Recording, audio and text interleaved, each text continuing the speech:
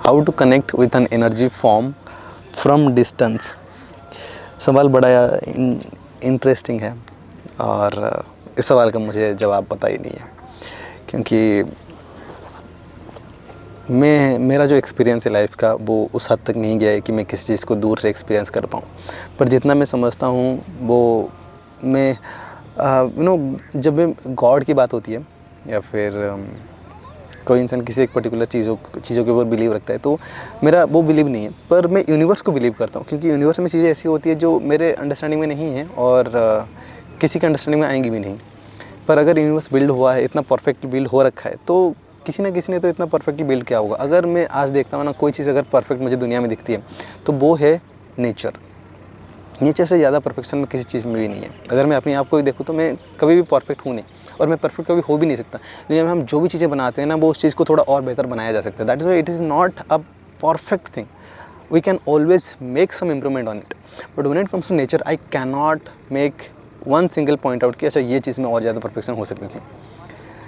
आज आप पेड़ काटते हो तो तुरंत अपना जो सराउंडिंग है वो गर्म हो जाते हैं। जब वो गर्म हो जाती है, वो गर्म हवा ऊपर जाती है, तुरंत वो गर्म हवा जो समंदर के ऊपर की ठंड हवा है ना, वो नीचे आ जाता है, वो गर्म हवा समंदर के ऊपर चली जाती है। जब समंदर के ऊपर कॉन्स्टेंटली गर्म हवा रहती है ना, वो क्या होता है पता है आपको? एक टोर्नाडो क्रिएट होता है उधर। एंड देन टोर्नाडो क्या होता है, वो कोस्टल एरिया की तरफ भाग के आता है और कोस्टल एरिया में वो वापस मारता है। एसेंशियली आप देखोगे ना, वो nature wants to revive the trees. अगर एक ट्री कटे तो गर्म होगी। अब पेड़ नहीं रहे तो पेड़ों को तो पानी चाहिए ना उगने के लिए, बड़े होने के लिए, ग्रो करने के लिए। तो नेचर कितना लंबा प्रोसेस करता है अपने आप को सर्वाइव करने के लिए। This is something very interesting. अगर आप और अच्छी तरीके से और क्लोजली नेचर को ऑब्जर्व करोगे तो ये जो यूनिवर्स है ना, इतना परफेक्टली काम करता है, इतना परफेक्टली ये सारी चीज़ों को मेंटेन करता है ना, आप देख के अचंभित हो जाओगे। तो this is why I feel within myself at least कि universe is something that I always bow down to, because I will never be bigger than the universe. जो मेरी सोच है, मेरी जो थॉट प्रोसेस है, मेरी जो अंडरस्टैंडिंग है यूनिवर्स के बारे में, नेचर के बारे में, कभी भी इससे आगे नहीं जा सकती। अगर मैं कभी आत्मज्ञानी हुआ तो इसीलिए मैं इन सारी चीज़ों के ऊपर बहुत ज़्यादा क्यूरियस रहता हूँ कि कोई इंसान अगर क्लेम करता है कि आई नो इट, तो मुझे ऑब्वियसली उस चीज़ के ऊपर थोड़ा सा ज़्यादा अटेंशन देने का मन करता है, because I also want to know that what it is. So when Sadhguru talks about yoga or when Indian culture talks about yoga, तो it makes a lot of sense, because जितना हम depth में जाते हैं, चीज़ों को वान करते जाते हैं ना, उन सारी we eventually understand that all of it is a manifestation of one energy. This is something that scientists are speaking. This is something that every other religion is speaking. This is something that atheists are speaking. Atheists speaking is like they call placebo effect. Believers call God. Scientists call the nature of universe or something. So some name they give, but eventually like everything is one energy. Some name they give, but eventually nobody is denying the fact that it is the perfect creation. Now, if it is a perfect creation, nobody is accepting that somebody is created. Somebody is accepting that somebody is created it, and somebody is not accepting it. Somebody is created it. That's the only thing that is arguing. But nobody is questioning that there is a larger force to it, on which we are actually living. We are not bigger than that, and we can never be bigger than that, and we can never be able to understand it. But yoga is saying that you can know it. There is a way to know it by being one with it. And it is not something that somebody just came out yesterday and they are talking about it. This is something, again, when it comes to Indian culture, then ना उन्होंने काफ़ी ज़्यादा hit and trial करा हुआ है. Everything that they did, they went full depth to it, and they went until a point that जहाँ पे ना ये चीज़ें और ज़्यादा पीछे जा नहीं सकती, और ज़्यादा डेप्थ में जा नहीं सकती थी. इंडियन कल्चर में जो भी साइंटिस्ट बने ना, वो बाद में जाके वो योगा को अपनाना ही पड़ा उनको, क्योंकि जितना भी ज़्यादा साइंटिस्ट बने, एक समय के बाद डाइसेक्ट करने के बाद उनको एक चीज़ तो पता चलेगा कि लाइफ को डाइसेक्ट कर करके पता नहीं चलेगा. लाइफ को डाइसेक्ट कर करके आपको उसके तह तक जा सकते हो, पर अगेन वो तह कैसा आया वो आपको नहीं समझ आएगा. वो तह कैसे काम कर रहा है, क्यों काम कर रहा है, वो अगेन उसकी एनर्जी एस्पेक्ट क्या है, वो नहीं समझ आएगा आपको.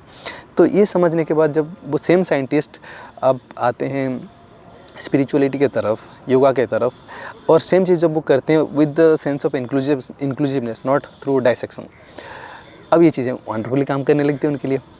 When since they are scientist, they can not sit silently just by experiencing something good. They have to go deep into it. So they do this and they just go deeper and deeper and deeper and deeper into it.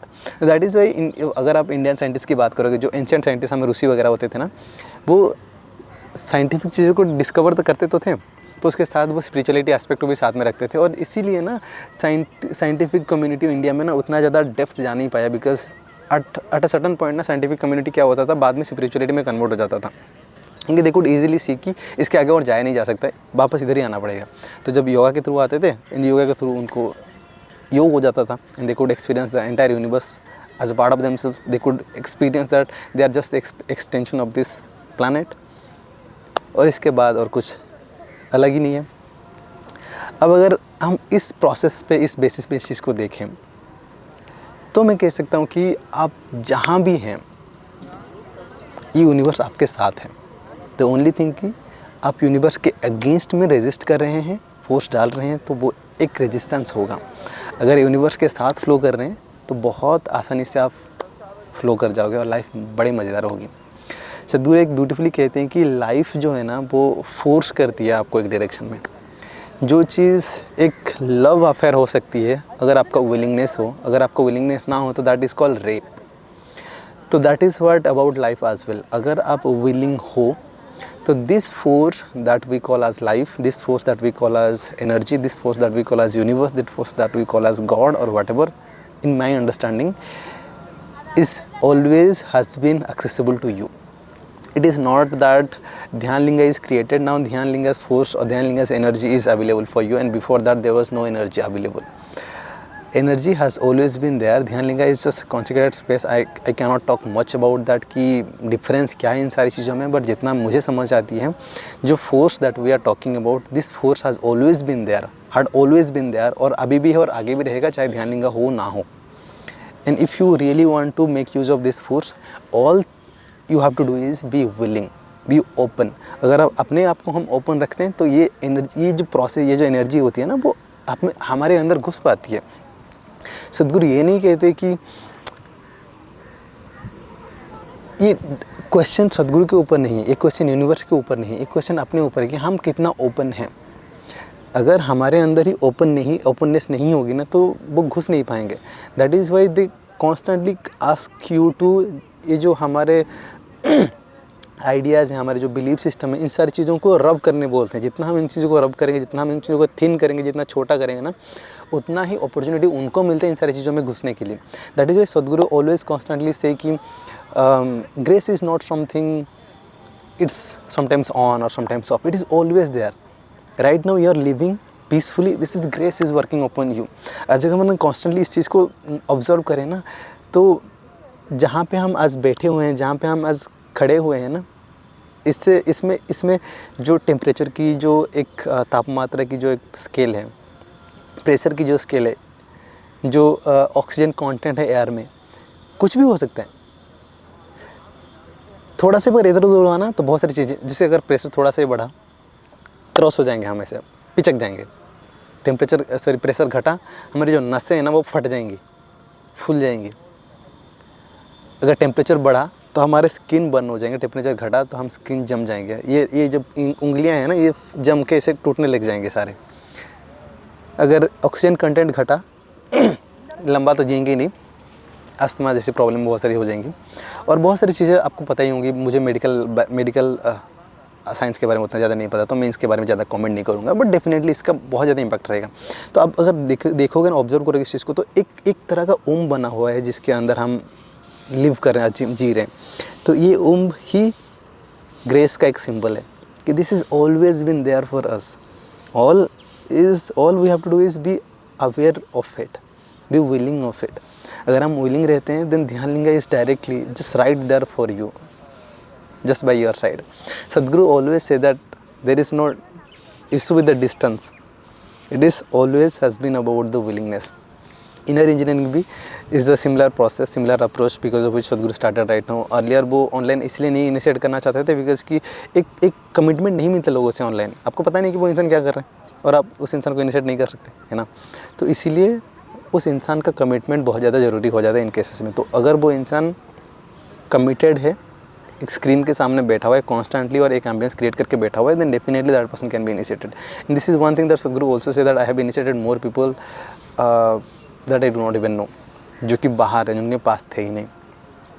So again I'm not sure about what initiation means, but as I've spoken in other videos that what I know about all these things is a piece of energy that he gives to other person, and this piece of energy keeps driving that person in certain direction and helps that person to go in a certain direction in the aspect of realization, in the aspect of knowing this life, in the aspect of raising this energy, raising this consciousness and all.